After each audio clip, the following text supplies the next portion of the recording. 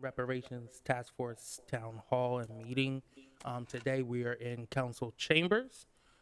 Sorry for the delay. We were trying to give time for one more member to join us so that we can keep rolling with the agenda. But they are not here quite yet. But I will go on and start with everyone just announcing who they are a part of the task force. So if you're a task force member, please just come off mute and say your name.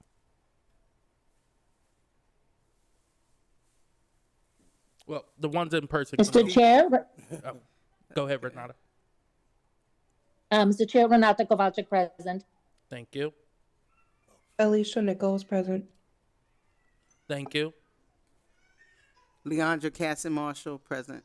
Thank you. Shane Cannon present. And Kobe Owens present. Until we get a quorum established, which is 6 members, we will move past the approval of the November 27th, 2023 minutes and move to the presentation and outline of the recommendations that we have a presentation for.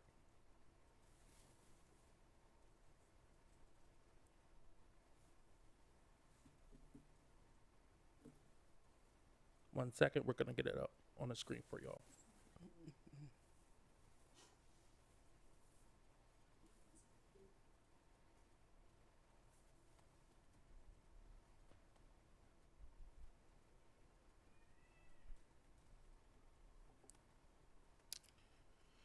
So as many of you know, at the end of 2020, there was a resolution that passed that established the Wilmington Reparations Task Force.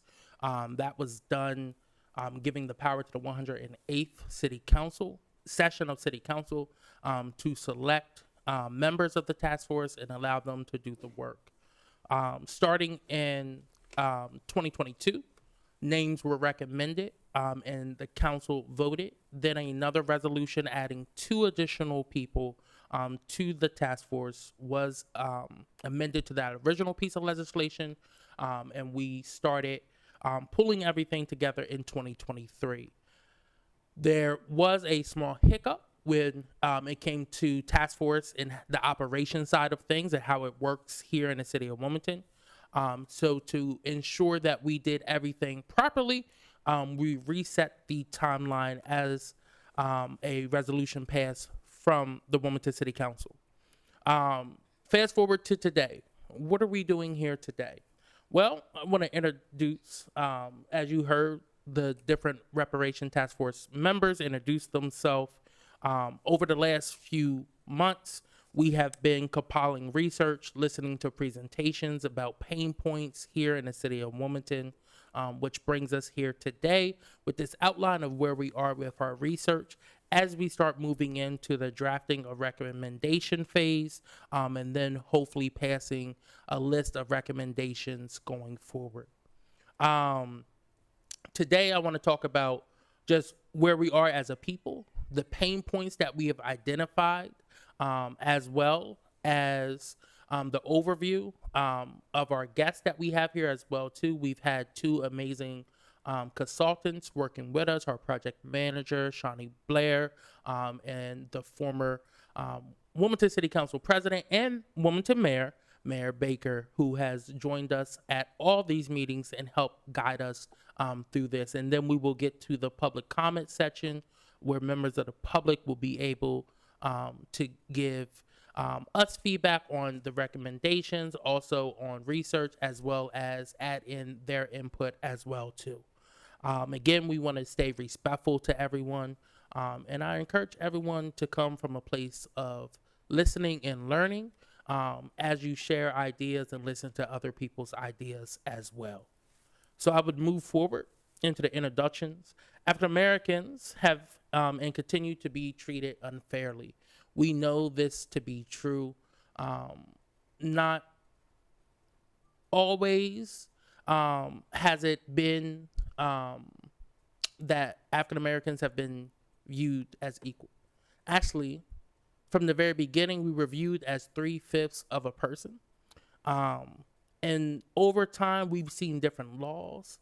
whether it was slavery, whether it was Jim Crow, or just bias policies put in place with disregard to the Black community, not just across America, but right here in Wilmington.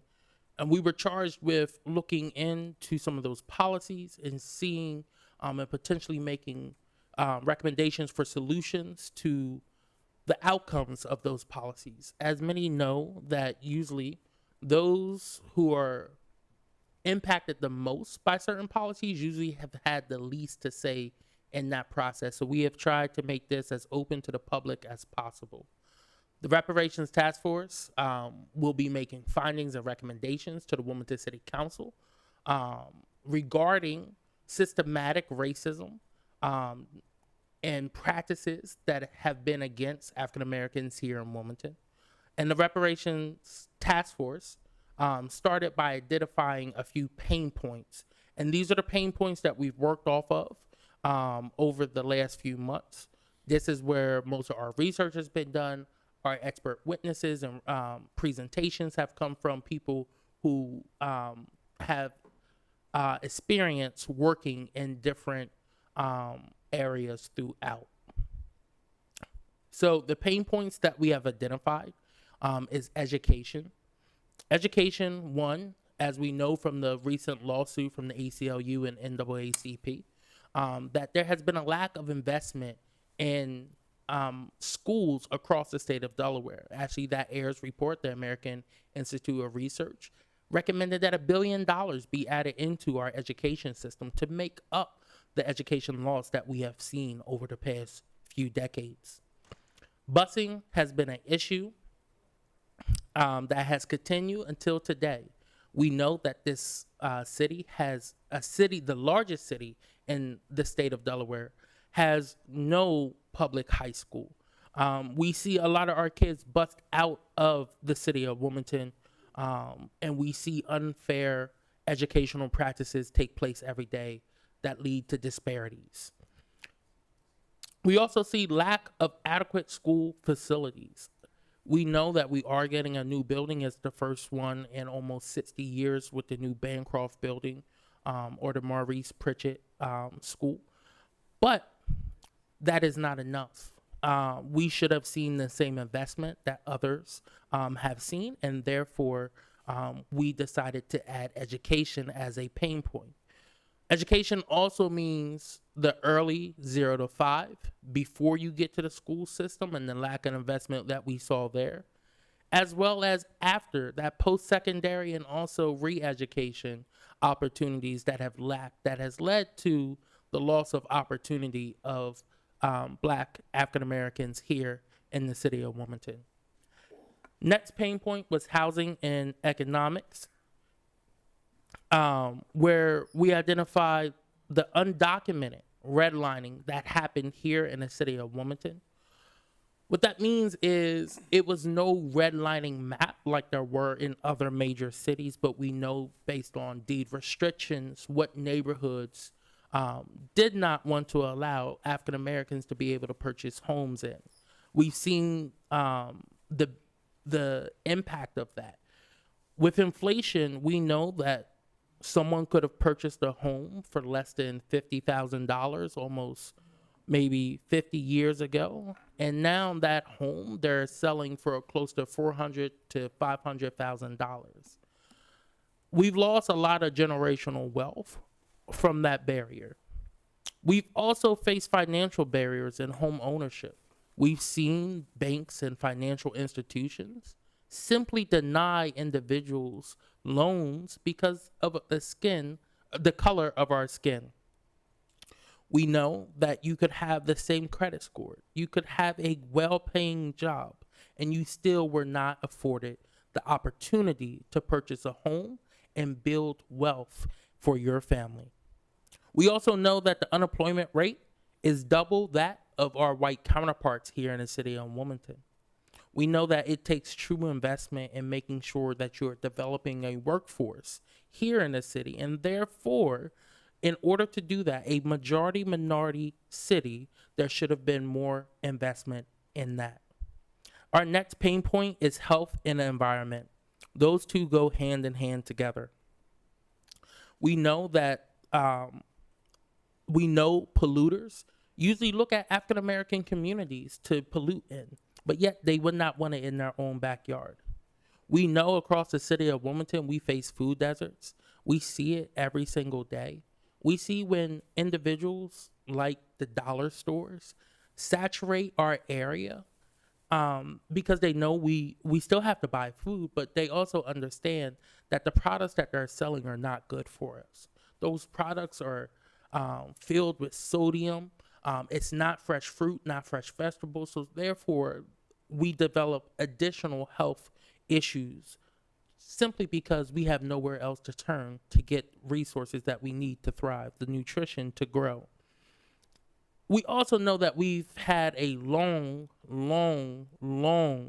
lack of access to health services and health professionals.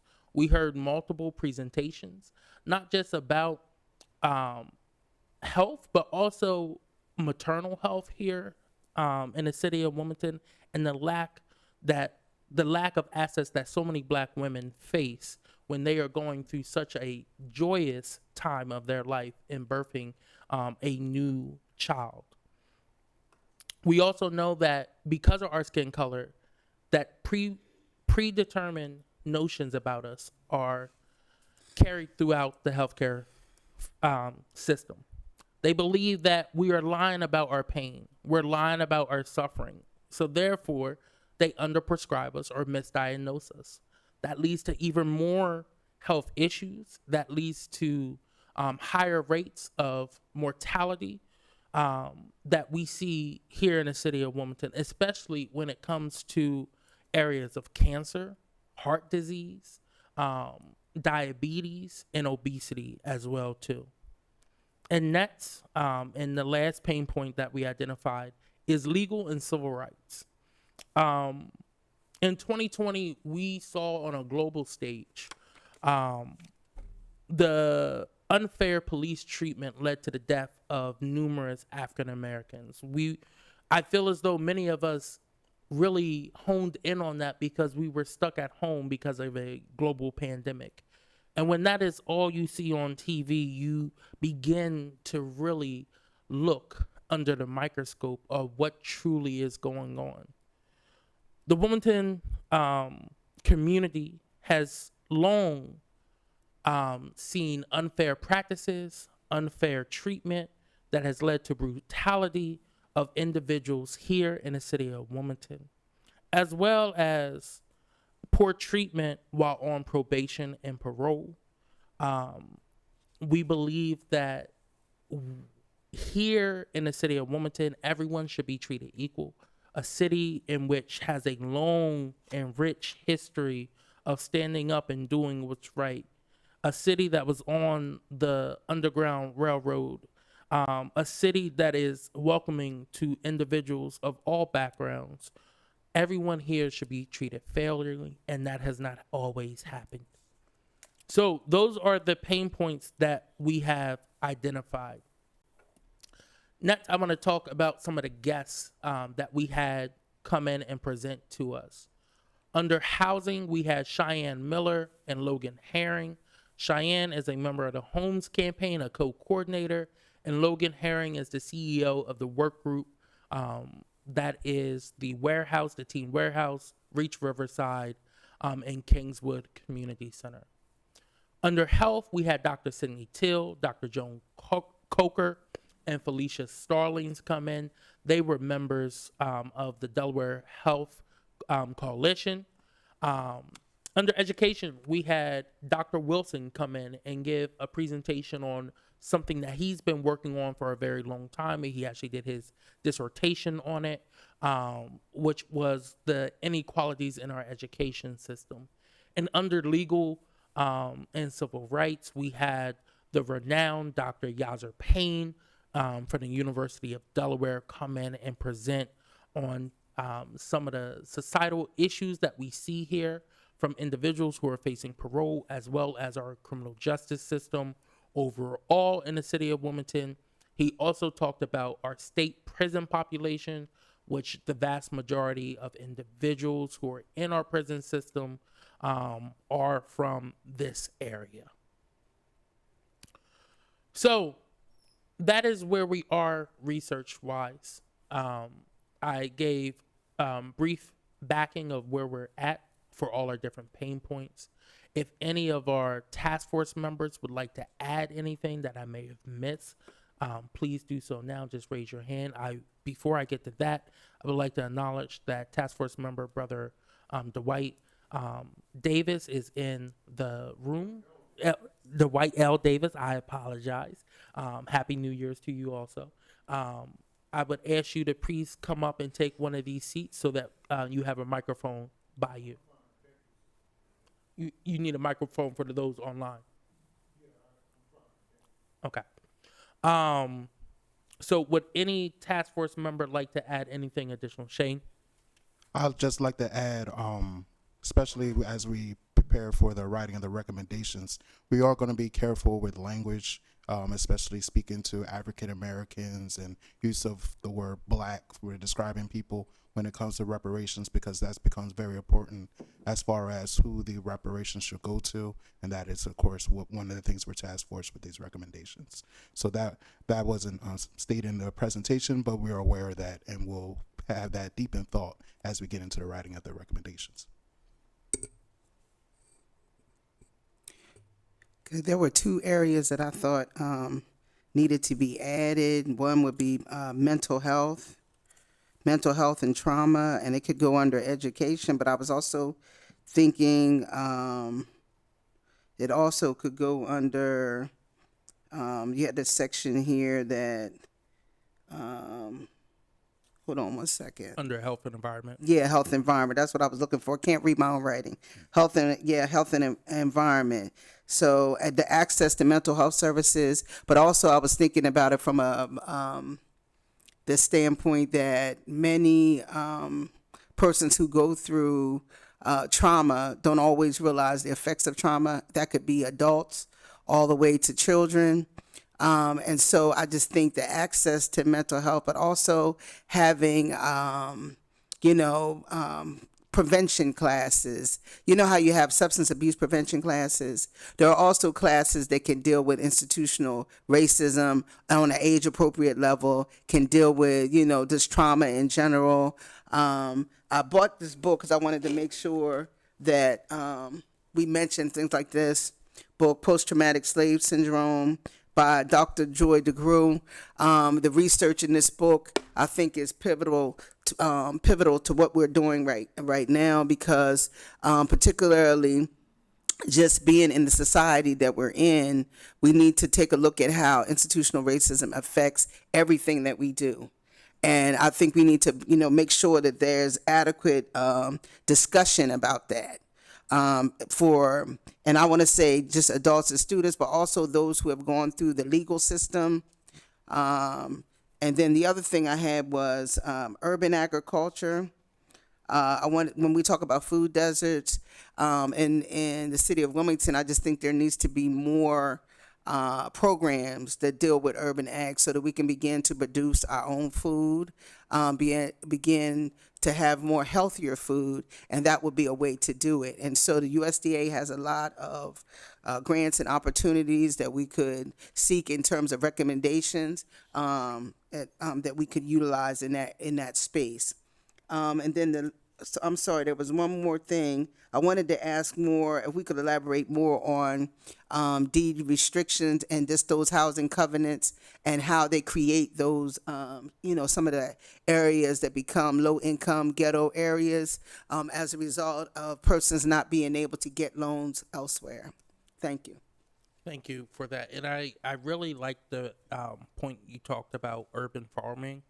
And looking at, non-traditional ways. Everyone thinks, you need, 100 acres to farm now. No, you don't. You could do hydroponic farming, especially when you look at a city like our size, right? There's not a lot of open space, right? So looking at how we can repurpose buildings, especially buildings that have sat in vacant for a long time, buildings that may be owned currently by the city of Wilmington that they can give for that purpose, right?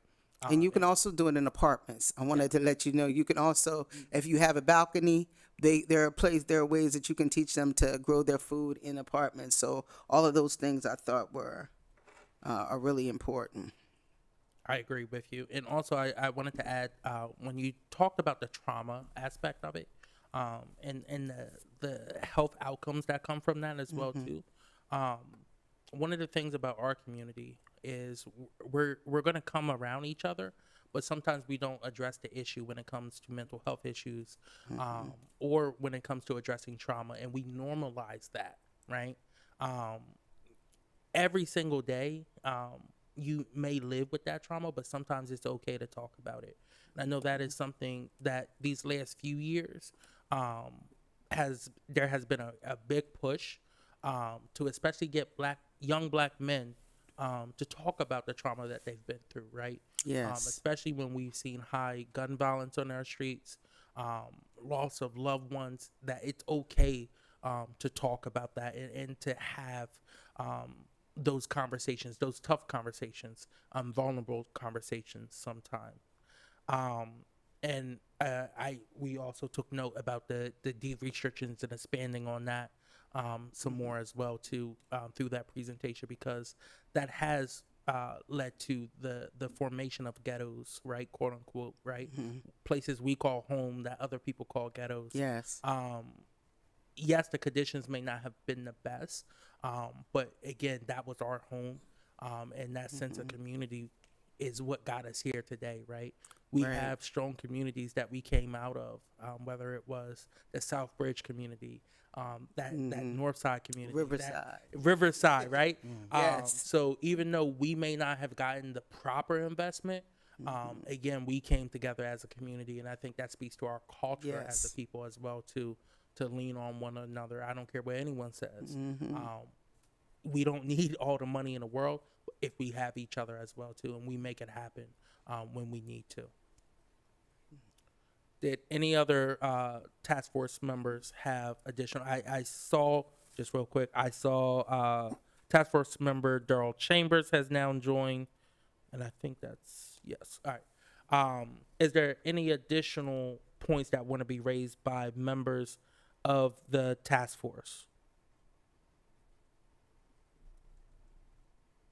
All right, seeing none, we will give opportunity to hear from members of the public, to give public comment. I think based on time right now, we can give people a little more time. Is 5 minutes okay with everyone? Sure. All right. So let's do, if anyone in person would like to give public comment, I guess just come up to one of the mics. Would anyone in person like to give public comment? Mayor Baker. Yeah, I was just thinking too, when you were talking about the pain points, and I think you got some good suggestions here. I believe there ought to be an identity of existing organizations that are doing things that would commit to addressing the pain points. There are organizations out there that may be in existence that just doesn't have the resources to build it into the right format. And that if we could identify some of that, would save us a lot of money and a lot of time. The other thing is, I think there ought to be part of the recommendation that a grantsman be either a team or a grantsman, because the city doesn't do what other cities have done, which is having a grantsman team so that they review the federal, the state, all the different possibilities for funding so that you don't have to keep looking around. And just to add on to that point with the grants, a lot of time with some federal grants, individual municipalities have to originally go for them, but then they can use that money to subcontract that out to other nonprofits or groups in the area, so that the work can actually get done. There's a ton of grants that come out all the time. I just want to clarify for everyone, but that is, I believe, is what Mayor Baker is talking about. Please state your name and welcome.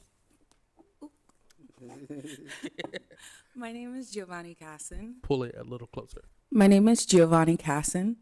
In relation to the agriculture comment, there should be some type of thought to also hair care in a more natural way, because there's a lot of hair care products that are actually causing a lot of problems for African Americans, specifically African American women. Recently, there was a study that went out about braids and how it could affect our skin and even cause skin cancer. So I think we should also look. Sorry, I'm nervous, but I think we should also look at more natural products and really sewing into our herbalists that are already in the area, and a lot of African American persons that are already investing their livelihood into apothecaries and more environmental science. So it could also better us as a people in our health in this area. Thank you. Thank you for that. And can I ask before you leave, can you let us know where we can find that report at? Or you can send it to us via email. Yeah, I can send it via email. There's I know I'm a part of the First State African American Farmers Association, and we talked about it with the USDA as well, about the problems with a lot of our hair care products having either a high amount of sulfates or a high amount of issues when it comes to just arsenic and just like chemicals that could really like kill us, unfortunately. Can I say that? But I will send you the science of it, because we need more. I know there's not a lot of yard space in this area, and in general in a lot of African American predominant areas, but there has to be some type of way where we have some type of accessibility to soil and to, water that is able to grow certain water we have to filter to even grow some of these plants and vegetables for our hair. So I think these are all issues which I'll send via email. But yes, more, and also composting, learning how to compost saves a lot of money, a lot of energy, and could revitalize our soil so that we can be able to do these things. Right. Thank you so much. Thank you. Would anyone else in person like to give public comment? Seeing none, I will. Excuse me, am I able to make another comment, please?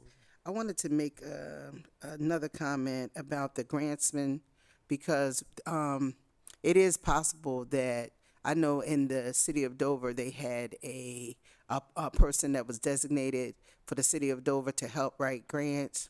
And so something like that, I think you have your hand on something to do those kinds of things. And in fact, I did a grant writing workshop with her, so I know specifically, and we invited all the faith community one time. And then there's others like small businesses and other persons that want to benefit from these things. And so I'm thinking that we could do that. The other thing is, I wanted to mention the DSU Trauma Academy, because I think it's important to, when we were talking about other, places here that could address some of these things, we do have that as one area, one place that we could work to address some of these concerns. I just wanted to mention those. Thank you so much for that. I'll go to online. I see one hand raised as of right now. That is Cheyenne Miller. Hi, my name is Cheyenne Miller. I live in Wilmington, and I just want to say that I think it's really important that we just consider how deeply housing is, like how bad housing is in the city, and that like while I know there's a temptation to rely only on like money that we can give to solve some of these housing problems, which is desperately needed, or grants that we can seek or grants that we can create. I also just think it's important for there to be like a fundamental look at how the city does housing policy. Um, and that just has a lot to do with like things that may not look like they're racist, things that might not look like they're going to have an impact on Black and brown people in the city, but they definitely do. And so like beyond just having a, you know, set of policies that get funded, or excuse me, a set of ideas that get funded, I also think it's just important that they consider and look at possibly like some form of impact study on some of the housing policies and frankly all policies that the city is considering to ensure that the impact on race, the impact on income, the impact on gender is actually going to be considered before they pass policies, because a lot of the policies that have been passed recently by the current administration haven't necessarily been good policies when it comes to housing. They haven't been about lifting people out of poverty. It hasn't been about investment in the people. It's been punitive and it's been frankly racist. And so I just think it's important that that also be considered. Thank you for that.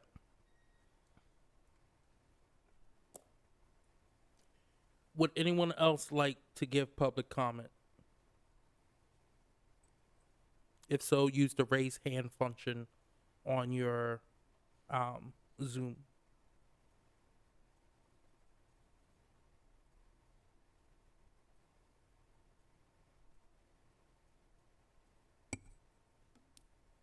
Seeing none.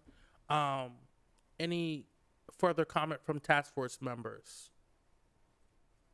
Dr. Casson. Loitering. I just want to, in terms of policy, when she brought up housing policy, that was on my list. And then I did write, what I want to say, like almost like a brief when we had a Darling ordinance that came up. And if we look back at the history in the city of Wilmington specifically with loitering, and the fines that attach to that, and you know, and how punitive it has been, particularly when it comes to African Americans.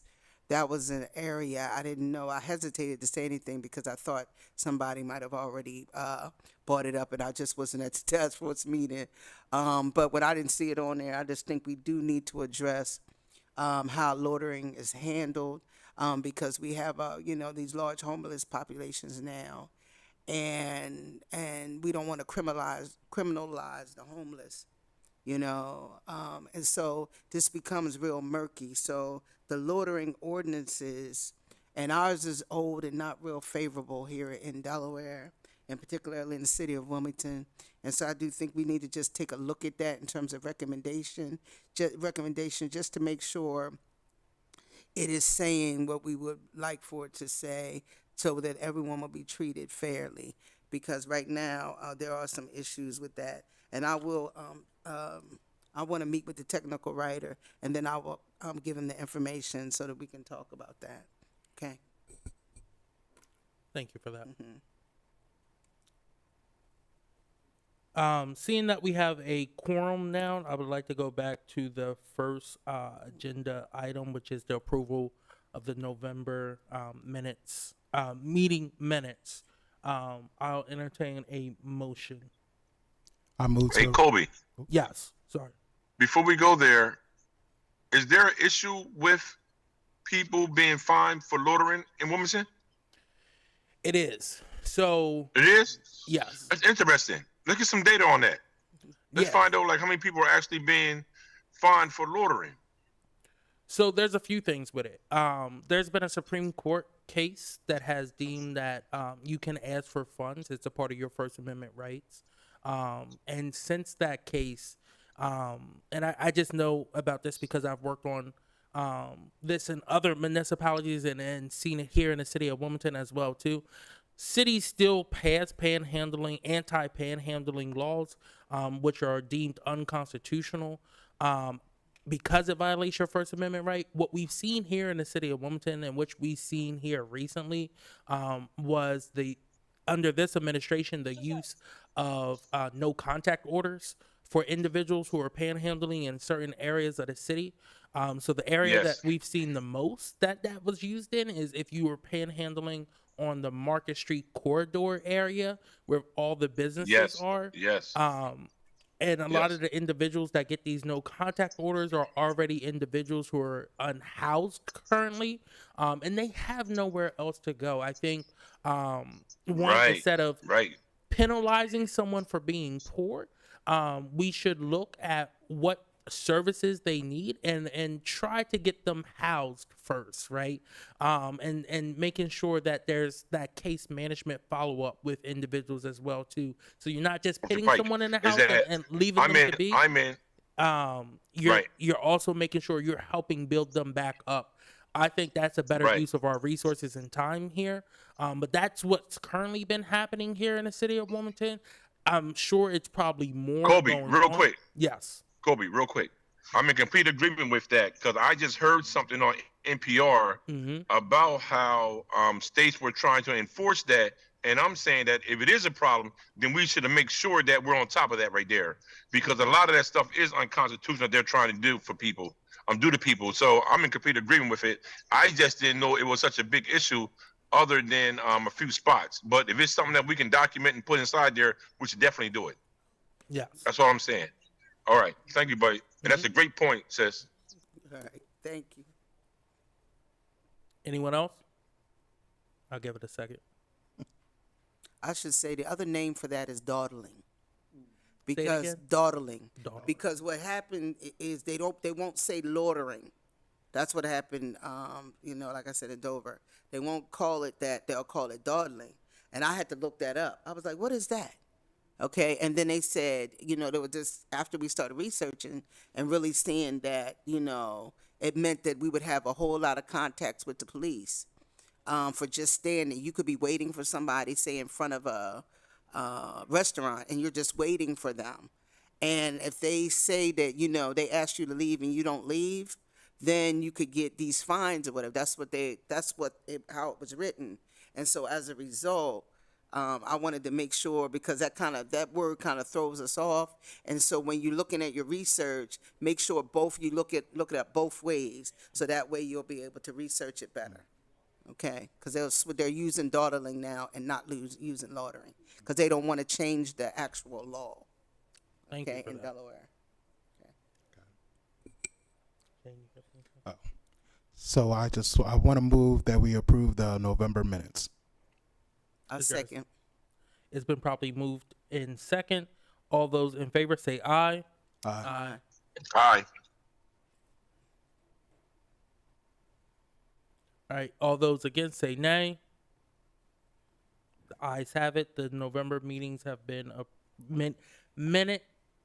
the November meeting minutes have been approved. There we go. That's right. There we go. You got it out.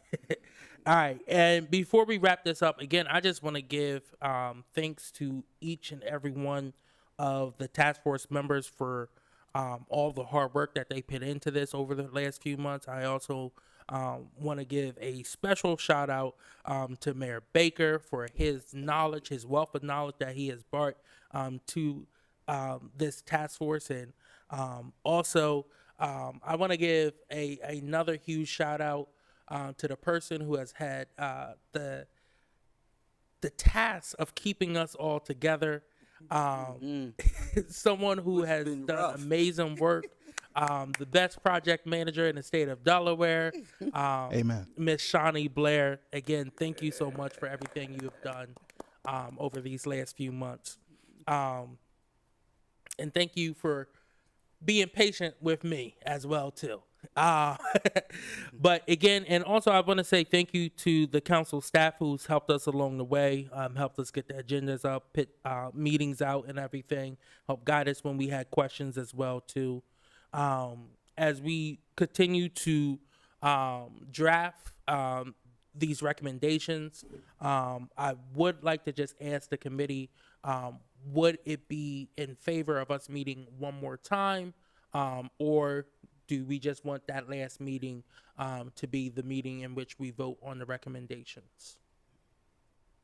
Didn't council extend your time Yes. at the last meeting? Yes. What was the extension?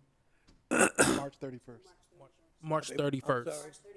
March 31st? Yes. Okay. So it doesn't. Colby, I would say at minimum twice. We need to meet at You minimum broke up a twice. little bit. You said twice. Okay. I think I agree with Daryl. This is too important. Okay. Thank you, everyone. We would have to talk to council staff about dates to that line up. Again, those meetings, any meeting that we have will continue to follow the FOIA regulations and be publicly posted a minimum a week before hand. The agenda will be posted, and we welcome everyone to either come themselves or bring a friend or a neighbor. As we close this meeting out, I'll give it one more cycle around. Is there anyone else with any public comment? Just Mayor what Baker. New York State did pass a reparations bill recently, establishing a commission. I just want everybody to understand the importance of this task force and what you're doing. I know that people maybe at first didn't think it was anything of interest or importance, but this is critically important because it's becoming a national movement. I agree with you. Thank you all. New York established one statewide, but then also our neighbors to the north, Philadelphia, has also established one. So again, council was ahead of the ball with that, and joining so many others, California, Evanston, all across this nation that are forming reparation task force or committees. I do see one more public comment, who is actually the bill sponsor, who created this task force during the end of the prior city council, and that is former council president Hanifa Shabazz. Well, good evening, and thank you for allowing me at the last minute to come in and say something. But you did mention California, and that was going to be one of my questions, is had that been reviewed, because they're very advanced in addressing the pain points as well as some of the recommendations and laws that need to be done, to be changed, amended, rewritten, to address the systemic issue. Because we could come up with what impact. We already know the impact is. I think our first immediate move is to look at what legislation that needs to be addressed and address it as legislators. So thank you for giving me the opportunity to share that point, and hope that you take that in consideration. Thank you so much for taking the time to join us tonight. To that, yes, laws are. And congratulations also. Thank you. The laws are being reviewed here. That is a part of the research that have impacted the city of Wilmington. California had a great blueprint to that. Also, I know at our very first meeting, Renata had brought up Evanston as another area to look for a blueprint as well too. I know they have actually implemented some of their recommendations, which include their housing reparations fund. I know California has made their final recommendations. I know some of them are being drafted as legislation now. I don't think any of the recommendations have passed as of this moment right now. But I also know that there's a few other smaller municipalities that have taken a look. Some city and counties that are working together, like down in North Carolina, to address reparations in a partnership between both the urban area and some of the rural area as well too. So again, this while this task force may be ending, we hope that this work continues on. We hope that we see individuals both on the county and state level take this up, and other municipalities as well too, to really get out there that, one, this is important, like Mayor Baker said, but there are so many policies that affect us that may not be in the realm of city council that still needs to be changed, and that's both the county and the state level as well too, and federal level as well too. if we are going to do anything, I think we definitely have to thank Senator Cory Booker and Congresswoman Terry Swalwell, who actually was here earlier today, for the work that they're doing, and that they're pushing HR 40, and Representative Sheila Jackson Lee for also pushing HR 40 on the federal level. I think over these next few weeks, as we start to wrap up, making sure that if anyone else has any additional research, please get it in. I cannot stress that enough. We want to make sure that we make a well-rounded recommendation. We want to make sure that our technical writer has all the resources that they need going forward, so that we can get this draft ready for all of us to see. Before I finish, because we still have time, I saw 2 additional people join us in council chambers.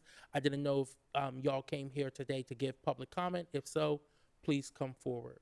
Did y'all want to give public comment? Oh, okay. All right.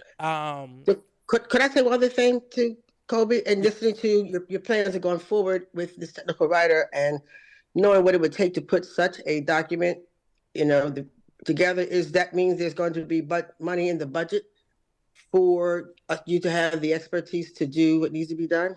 Is that a recommendation for council, put money in the budget to ensure that you got what you need to get it done? Yeah, so I think the budgetary side of things is going to come with each recommendation to show how to fund it, right? So, for example, one of the things that we've talked about, well, that is a part of the recommendations that we are starting to look at, right? Nothing's been voted on. Is like the establishment of a Wilmington housing fund, right? Very similar to Evanston, Illinois, how they did theirs, using, and this is just, again, it's all up. We haven't voted on anything. I'm just giving an example, but it's using 50% of the Wilmington vacant property fee for the next 30 years to be allocated to a fund that will be opened up to African Americans here in the city of Wilmington to help stabilize Black home ownership, right? So whether it's down payment, utility assistance, rental assistance, it would have different components in it. And this is just one funding mechanism. So 50% of the vacant property fees from 2022 is about $3 million, but also opening it up for, we are the home of many corporations. If a private corporation wanted to donate into the fund, they could. And federal and state government funds could also go into that fund as well too, including foundations as well. So just looking at the different funding mechanisms to make sure that we recommend that with each recommendation, or each pain point at least. Great. And the admin to do all that work, there's funding to pay the admin to do all that work? Also included in? Yes. Good. Okay. Thank you. You're welcome. All right. I will entertain a motion to adjourn. I move that. Second it. It's been motion and seconded. All those in favor of going home, say aye. Aye. Aye. All those who want to stay, say no. All right. I think the ayes have it. Have a good night, everyone. Good night. Thank you. Good night. I guess I made that. I'm listening. This is where I was taking my minutes. I also sent you one on black makeup. I'm gonna I saw that come through. do some of the research, probably. Yeah.